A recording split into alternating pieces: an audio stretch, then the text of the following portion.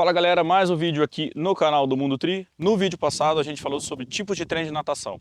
Agora a gente vai falar sobre ciclismo, então quais os tipos de treino de ciclismo. Então, já ouviram falar do Big Gear, o longo leve, enfim, a gente vai explicar um pouco. Estou trazendo um amigo muito especial aqui para contar para vocês um pouco desse tipo, a diferença, em que momento usar também do ciclo de treinamento. Mas antes da gente seguir para o vídeo, claro, segue a gente aqui, tem um botãozinho aí de seguir, ativa as notificações. Do lado do botão de seguir você pode ser membro do Mundo Tri, então agora a gente tem o MT Club, onde você tem vários benefícios por ser membro do Mundo Tri, ajuda a gente a continuar produzindo conteúdo. Tem a camisetinha do Mundo Tri também que eu vou deixar o link para vocês. E agora sim vamos pro vídeo com os tipos de treino do ciclismo.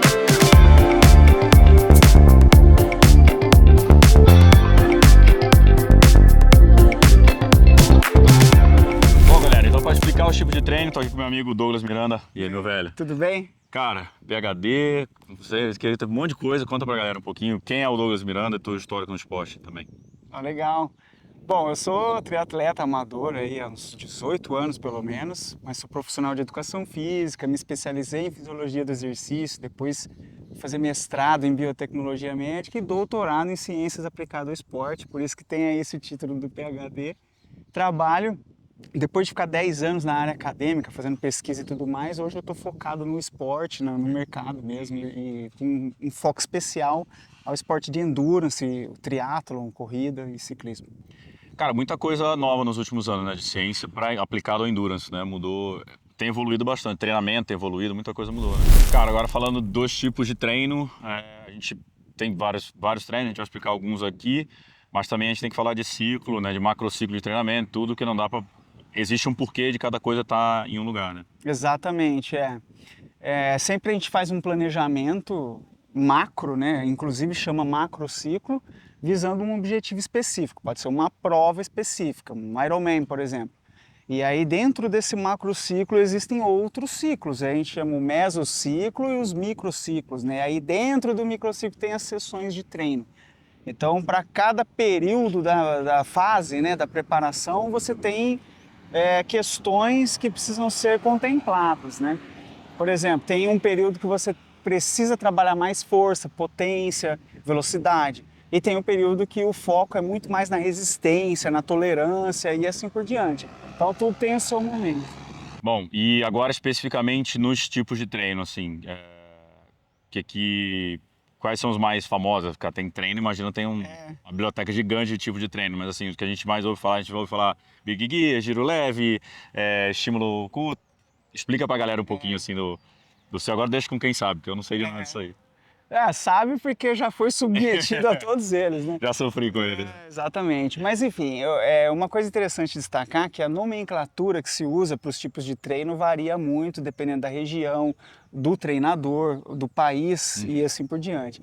Mas no fim das contas, né, a hora de aplicar, as semelhanças são muito grandes e os objetivos também são parecidos. Então, por exemplo, giro leve. O giro leve pode ser chamado de rodagem, pode ser chamado de um treino regenerativo e assim vai, né? Mas a gente usa isso então para fazer um treino regenerativo ou quando a gente quer que o atleta simplesmente fique um tempo em cima da bike e para aumentar ali o volume, honrar a frequência semanal de treinos, mas ele não está pronto para fazer um estímulo que exija tanto, né? Bom, o giro longo também pode ser conhecido como rodagem longa ou treino de resistência, né? Ele pode ter objetivos diferentes também, pode ser, o principal deles é ganho de resistência, fazer ficar bastante tempo em cima da bike, pegar percursos com variação de altimetria, etc. E isso a gente usa muito na base, por exemplo, e quando o atleta é de resistência, na parte específica também tem os treinos-chave, né? E em alguns momentos pode ser simplesmente exigir que o atleta fique ali, né? A gente chama de chá de selim, né? Ficar em cima da bike, ficar no clipe, no caso do triatlon, que é para acostumar com aquela posição, para preparar a musculatura e tudo mais, né? E aí temos os outros tipos de treino também, os treinos intervalados com estímulo, e aí tem vários tipos de estímulo, né? Tem estímulos de velocidade, de explosão, que são importantes para melhorar essa via metabólica também anaeróbia, lática, mas que também são importantes para o desempenho ali na hora da prova, por exemplo, as provas que têm muita retomada. As provas de Ironman 70.3 tem muita retomada, provas de triatlo olímpico. Toda retomada é um sprint que ele tem que dar, então ele precisa estar treinado para isso, né? E aí temos também os intervalados com o objetivo de aumentar a VO2, aí os estímulos são um pouco mais longos, não são estímulos de 30 segundos, são estímulos de 3 minutos, 4 minutos, que aí o objetivo é melhorar a potência aeróbia máxima, que a gente chama de VO2 máximo. E isso melhora todas as capacidades relacionadas ao desempenho no esporte de endurance, né? E também a gente pode variar os estímulos em intensidades distintas, e a gente chama isso de fartlek, que também é legal para usar em alguns momentos do treino, né? E, bom, nos estímulos também dá para fazer os treinos de climbing, né? De escalada, treino de subida, que a gente faz que ajuda a ganhar força e potência no músculo também, na pedalada. Assim vai, a gente estava comentando aqui anteriormente sobre o Big Gear, que é alterar a cadência de pedalada, que é uma outra variável que também ajuda a monitorar o treino, é uma variável de controle. Então o Big Gear a gente trabalha com uma cadência mais baixa, ou seja, gira menos o pedal e trabalha com uma marcha pesada, exigindo muita força. Em alguns casos esse tipo de treino é usado como treino de força em cima da bike, né? Em outros casos, né, principalmente os atletas que já fazem treino de força complementar, né, com peso, musculação, a gente usa essas estratégias de alteração da cadência para estimular exatamente essa capacidade em diferentes cadências, porque às vezes na prova mudar a cadência muda o jogo. Você pode estar muito fadigado numa determinada cadência, mas se você muda um pouquinho a cadência, você sustenta a potência e sustenta o desempenho. Então são várias possibilidades que a gente tem para trabalhar, o grande lance é encaixar as peças no lugar certo. Cara, grosso modo, acho que mais antigamente, né, era assim, né, a gente chama a fase de base, a fase de mais volume, talvez num ciclo, sei lá, vou falar as coisas que você me corrige que você quer o cara. Tá. Mas vamos falar, sei lá, de 4, 5 meses, digamos, comecei em janeiro para treinar para Ironman em maio. Geralmente entre janeiro e fevereiro, base, então zonas mais baixas de treino com volume maior. Enfim, no área depois o volume sobe de novo, mas aí em intensidades mais próximas de prova, né? Mas geralmente na base faz mais volume, depois vai ficando mais, com zonas bem mais baixas e depois vai para zonas específicas de prova. É essa geralmente a estratégia? Por que esse tipo de estratégia? Então, a estratégia muda de acordo com o atleta ou com a própria metodologia do treinador, mas faz todo sentido o que você disse, isso realmente acontece em muitos casos, né? Mas pode acontecer também de ser invertida, a gente chama de periodização reversa. Você começar um ciclo fazendo estímulos de velocidade, de potência e força, e à medida que a periodização avança, você diminui a intensidade e aumenta o volume. E aí você vai chegar no pico de performance com bastante resistência, sem perder aquela força e potência que foi construída no começo da periodização. E você também pode fazer periodizações ondulatórias, que você faz pequenos picos de performance que não são os principais, e aí você tem provas intermediárias que fazem parte da preparação. Então você pode fazer fazer macrociclos menores e fazer mais de um macrociclo no ano, você pode fazer isso. Então existe várias possibilidades, aí cabe ao treinador tomar a decisão certa com base naquilo que o atleta está entregando. Porque também, às vezes, o atleta te traz um calendário muito desafiador, assim, com pouco tempo para trabalhar, e a gente se vira, né? Normalmente a gente resolve o problema, né? Tem aquilo que é o ideal e aquilo que é a situação real. Cara, por que também que eu entrei nesse tema da periodização, né? Que a gente está falando de tipo de treino, e a gente eu vejo, pelo menos, a maioria dos erros dos atletas amadores, atletas no geral, no dia que é para treinar fraco, não treinar fraco.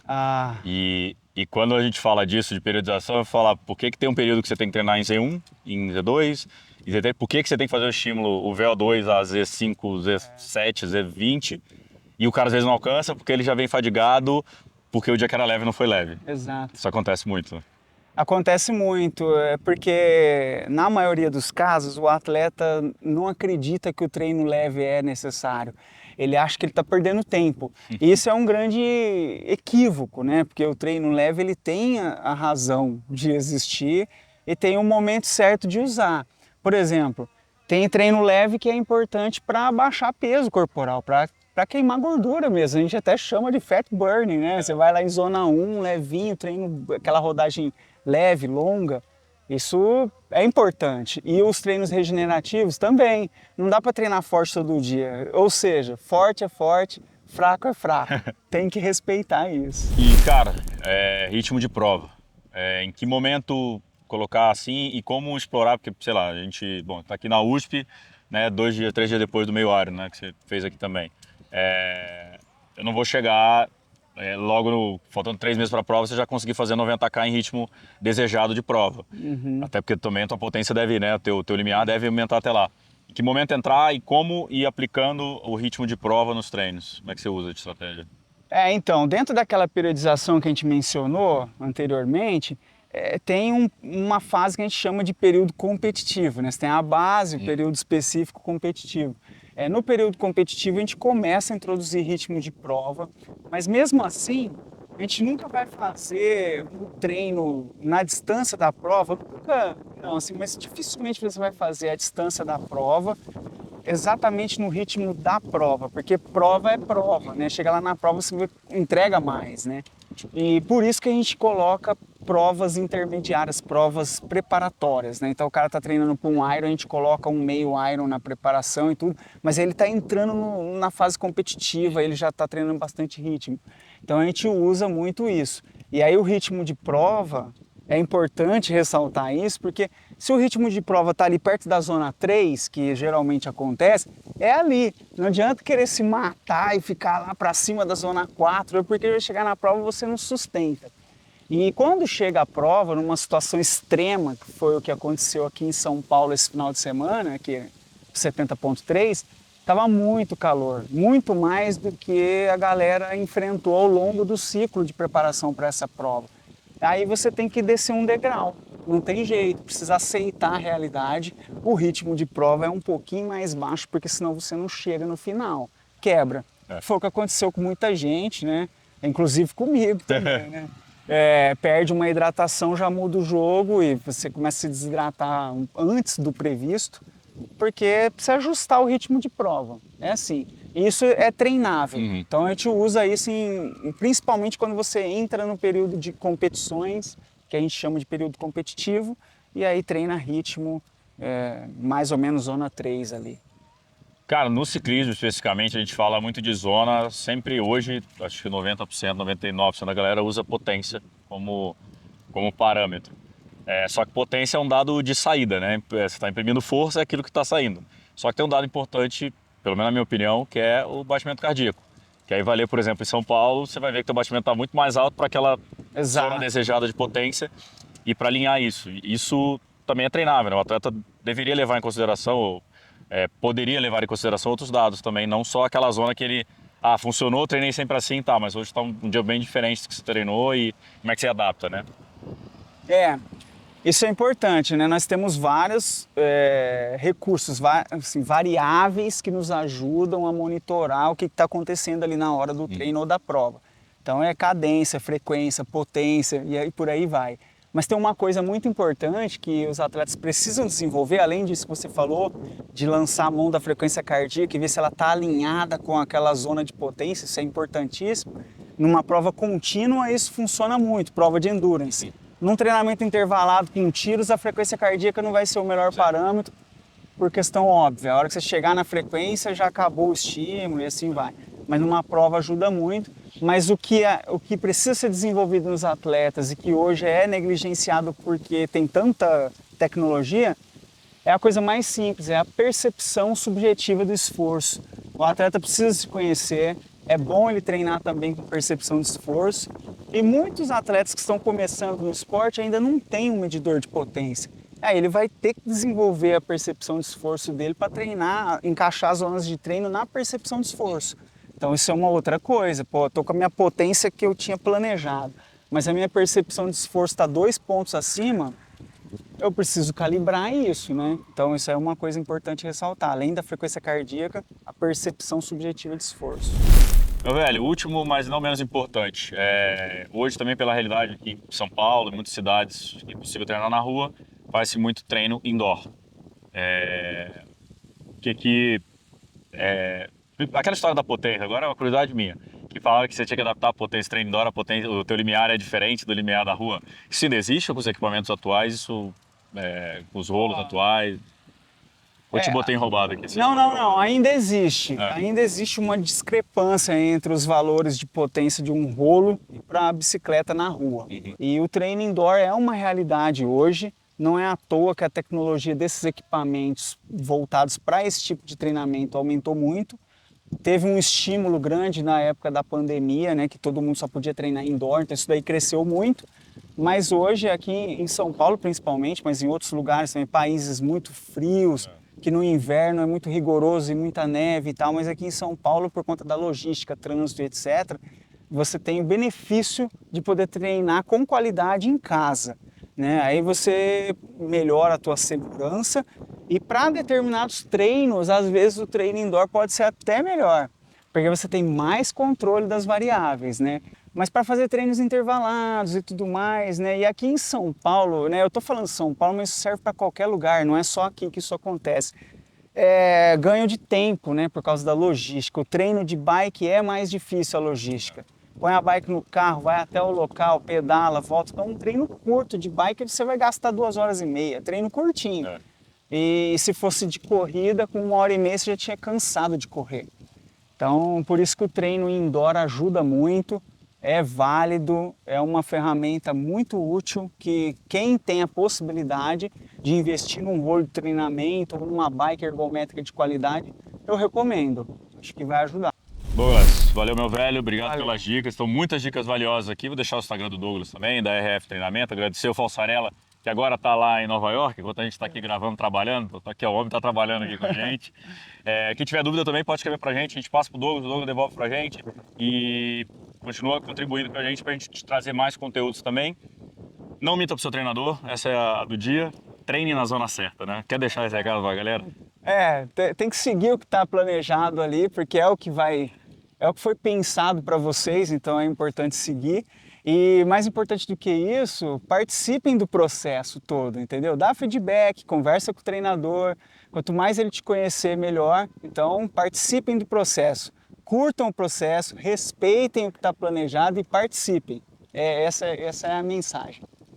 Valeu, galera. Daqui a 15 dias a gente vai trazer dicas agora do tipo de treino de corrida. Então fiquem ligados aí. Valeu!